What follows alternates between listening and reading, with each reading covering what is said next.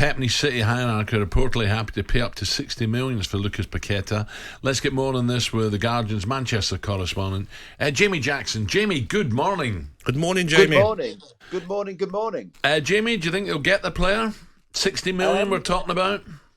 Yeah, maybe a little bit more. I think generally, if Pep Guardiola and City, Cheeky Bergerstein, the football director there as well, if they want a player, it's pretty difficult as well for the player to turn down Manchester City.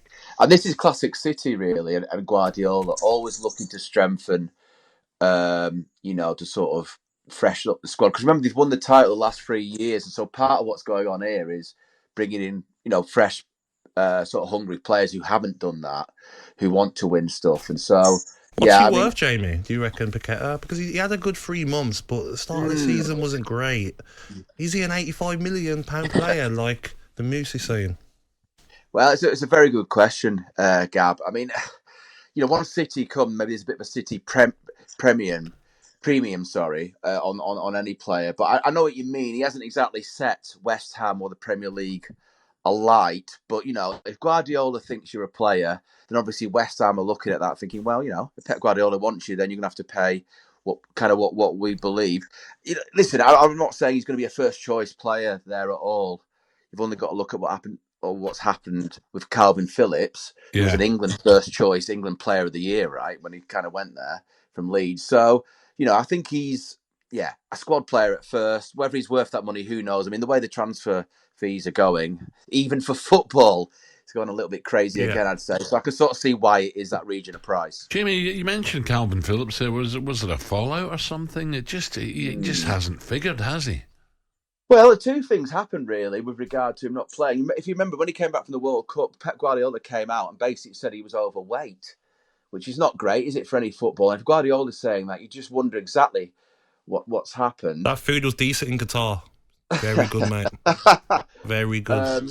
But also, in terms of him actually playing, his actual position midfield, he said more than once that he wasn't good enough in tight spaces. Now, you think about this, right? He's a midfielder. He's an England midfielder. And if a manager, any manager, but especially Pep Guardiola, who basically bases his football on midfielders, was a very good midfielder himself, is saying you're not good enough kind of where it really matters, in tight spaces, controlling the ball. That's pretty scathing criticism, isn't it? So, he always says he wants players to sort of be at the club and stay and fight. And Phillips has said that a couple of times, I think once on England duty as well. So he's got another chance. I still think it can happen for him. He's obviously not a bad footballer.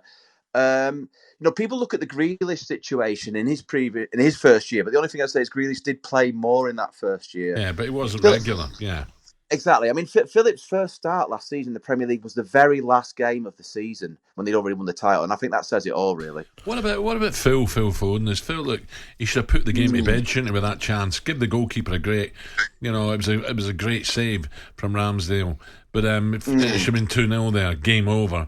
Are we going to see Phil play more regular? Because listen, they've lost 2 very, very good players. For me, Gundogan and Mahrez were great. Yeah, no, I think it's his for the taking sort of thing. If you remember, he came on in the Champions League final very early on because De Bruyne went down injured, I think, in the 30-odd minute, and kind of played well. He got an injury last season. He's maybe a little bit out of form at times. But, yeah, I think he'll be a main man. I'd be surprised. I mean, it's interesting. Where do you play Phil Foden? Because he can sort of play anywhere, can't he? Across the front. Number 10, wide, false 9. I mean, he's a heck of a footballer. I think he's only still 24, maybe 23, 24. So, yeah, I think this is a season for him to really become... I mean, he has been a first choice, hasn't he, in the past? But, yeah, to come back from last season and maybe sort of become a sort of number 1 choice for England as well. Jamie, the other guy we're forgetting who wasn't regular, we thought he was going to leave, was Stones. Look how he's performing now. Magnificent.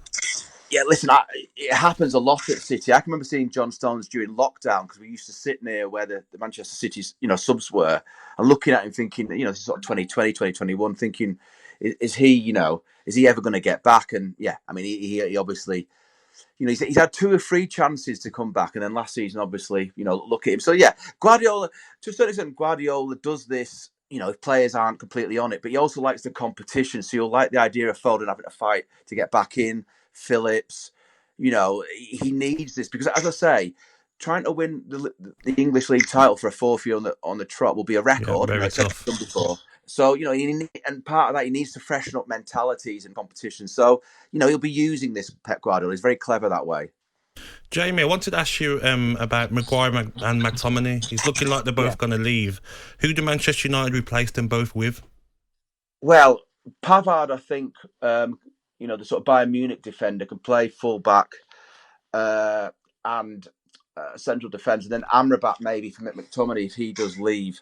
It's interesting because the sort of favourite going into the summer was probably Fred to leave, and he may still do. But I think those two players I mentioned are on the radar for United. The thing with Maguire is obviously the wages, and does he want to go to West Ham? The last time I had any information on Maguire, he was sort of in two minds about going to West Ham. It was humming and hawing, basically because of what I just said, the wages, the non-Champions League football. But, he's not in the team. Ten Hag obviously doesn't fancy him. He's stripped him of the captaincy. Yeah. He's not even made It's no point being there. Exactly, in a nutshell. He's 30. This is probably his last, if you want to call it, big move, sort of major move. So I think the time has come for the parting of the ways, really. talkSPORT Breakfast with Alan Brazil. Thursday and Friday morning, 6 till 10. On AM, on DAB, via the talkSPORT app and on your smart speaker.